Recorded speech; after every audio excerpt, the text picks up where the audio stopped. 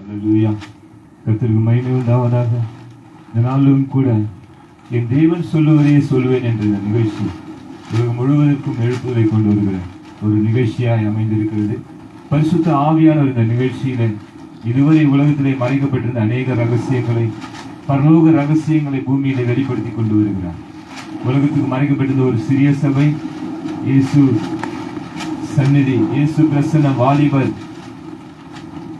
எழுப்புதல் ஊழியங்கள் மூலமாக ஆண்டவராக இயேசு கிறிஸ்துவை இந்த சபையிலே சகரியா 6:13 படி சிங்காசனத்தில் அமர்ந்திருந்து அவரே ஊழியம் செய்து ஆசாரியராய் இருந்து இந்த சபை நடத்தி கொண்டு வருகிறார். அப்போஸ்தலர் 2:17-18 படி வாலிபர்கள், குமாரர்கள், குமார்த்திகள் தீர்க்கதரிசனம் உரைக்கிறார்கள்.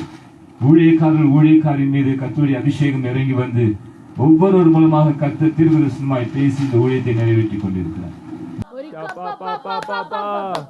నీ కట్టులు పెంచబడతాయి. యేసయ్యా, సరే యేసయ్యా, థాంక్యూ యేసయ్యా. ఓ రా పా పా పా పా పా